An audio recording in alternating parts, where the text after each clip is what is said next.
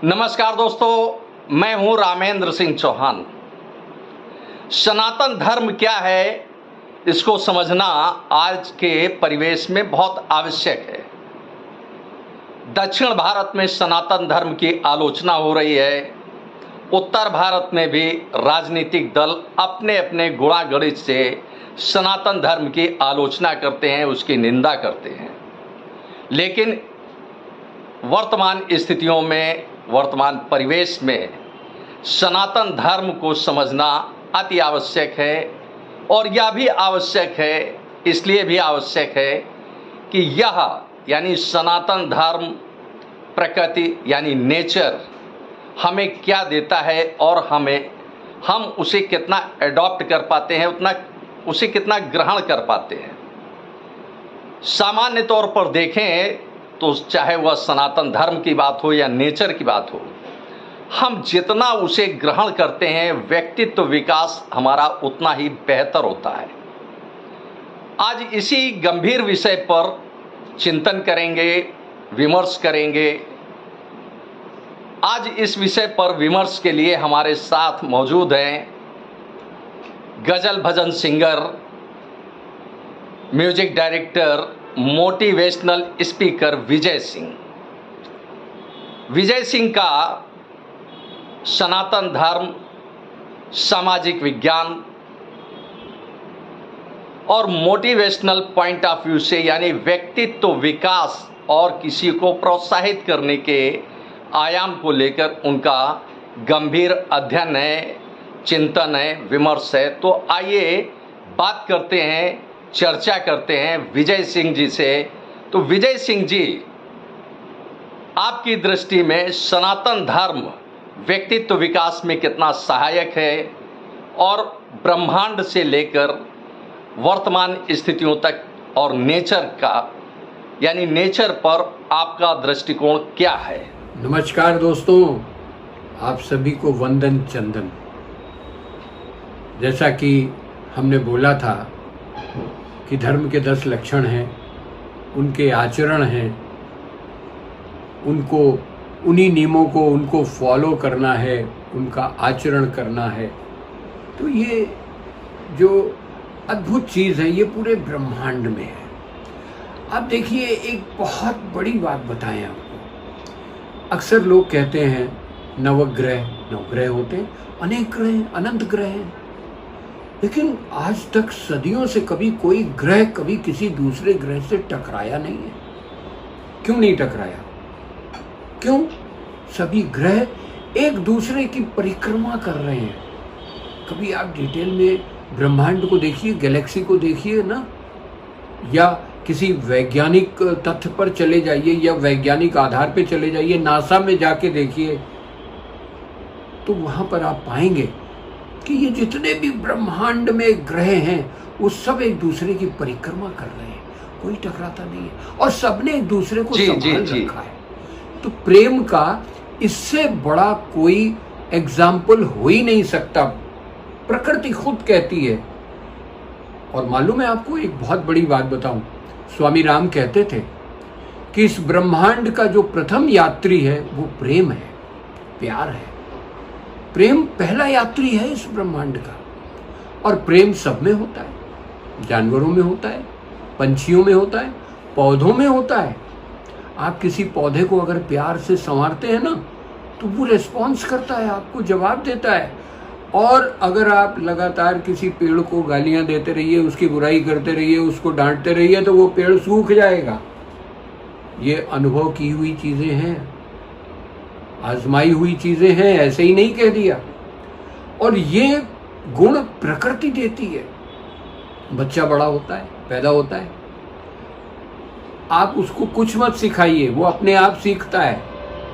पहले वो पेट के बल खिसकना है सीखेगा, फिर उसके बाद धीरे धीरे वो घुटने के बल चलना सीखेगा, वो बैठना सीख जाएगा।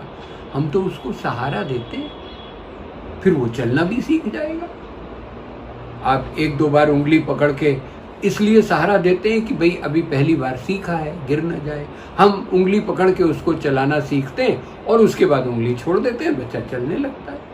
तो ये गुण कहाँ से आया? जी जी प्रकृति ने दिया। जानवर के बच्चे को, पंछियों को कौन सिखाता है? कोई सिखाता है? नहीं, प्रकृति सिखाती है। और प्रकृति हमेशा परिवर्तनीय है।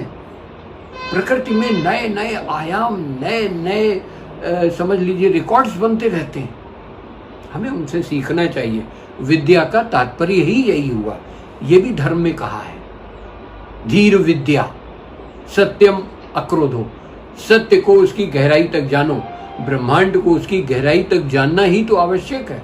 अभी देखिए ना, हमने चंद्रमा पर चंद्रयान उतारा, सूर्य की ओर भी हमने अपना यान भेजा। क्यों? जानने के लिए, जानकारी करने के लिए। बहुत से रहस्य, अनगिनत अखंड रहस्य पूरे ब्रह्मांड में छुपे हुए हैं। ज्ञान के लिए तो है।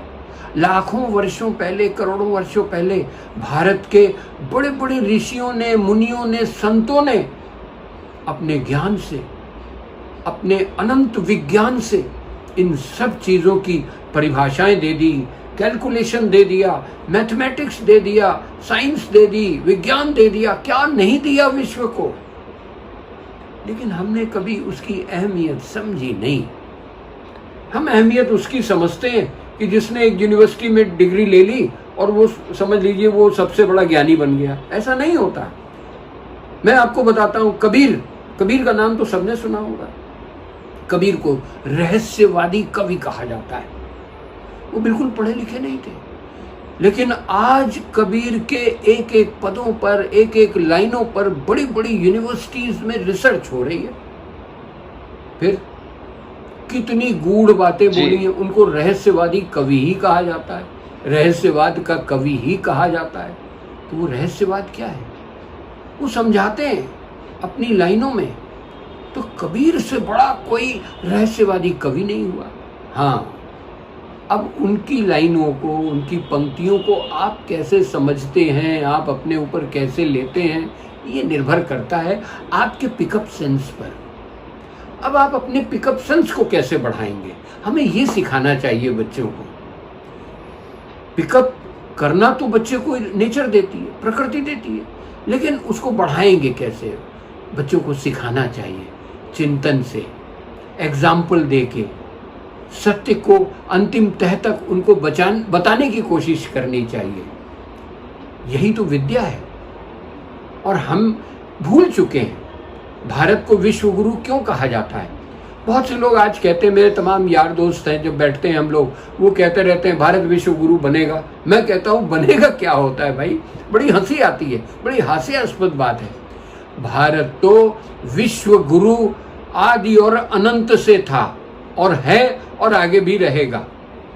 आज से नहीं है भारत विश्व गुरु, युगों पहले से भारत विश्व गुरु ही था, आज भी है और आगे भी रहेगा। मेरी इस बात को नोट कर लीजिएगा। लेकिन क्या हुआ? हम विश्व गुरु के घमंड में ही बने रहे। और जो अन्य देशों के लोग थे, वैज्ञानिक थे, उन्होंने जो हमारे धर्म के 10 लक्षण है ना, 10कम धर्म लक्षणम, धीर विद्या सत्यम, सत्य की तह तक उन्होंने जाना।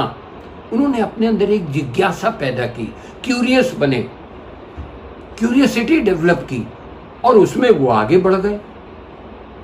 अब मैं आपको बताऊं, मैंने जो धर्म के 10 लक्षणों के बारे में बताया था, दुनिया के जितने भी संप्रदाय हैं और जो सो कॉल्ड धर्म है, जिनको हम धर्म कहते हैं, वो सब इसी जो धर्म सनातन है उनके लक्षणों से ही प्रभावित हैं और उन्हीं को उन्होंने भी अपनाया है।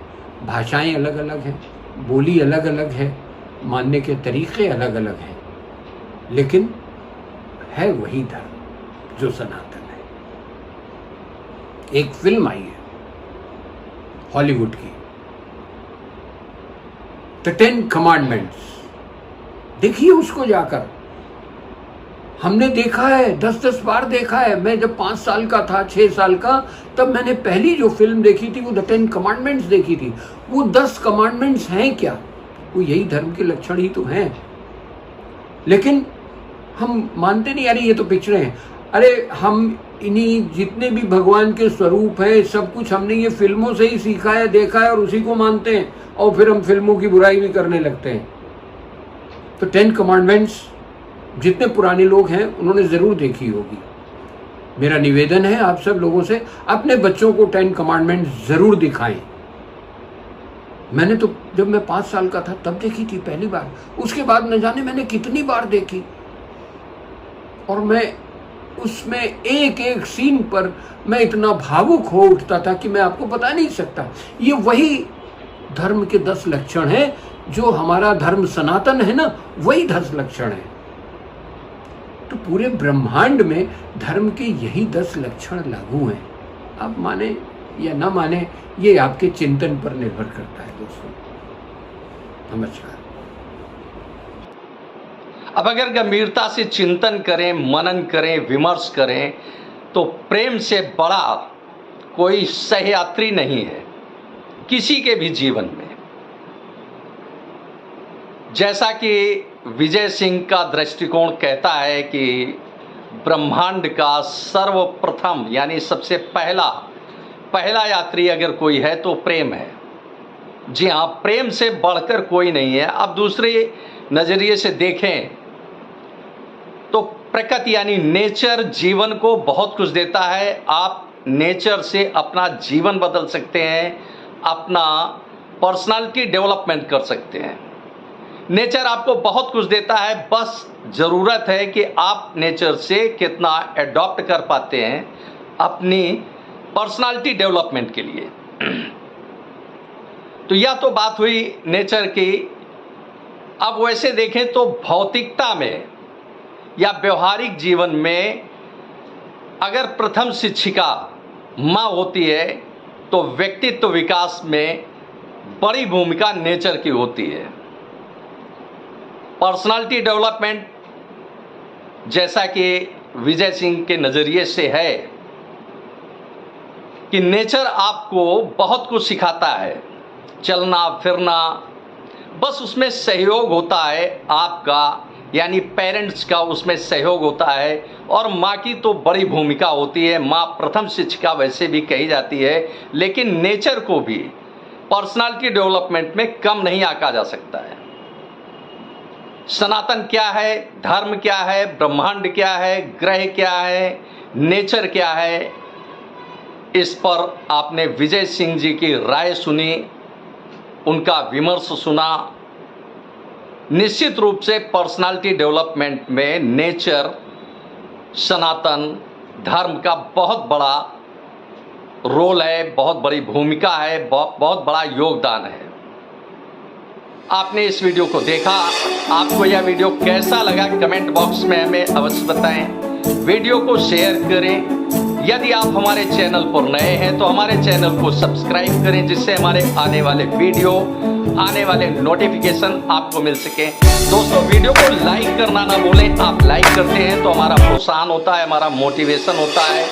आपने वीडियो को देखा, आपका बहुत बहुत धन्यवाद। Thank you. जय हिंद, जय भारत।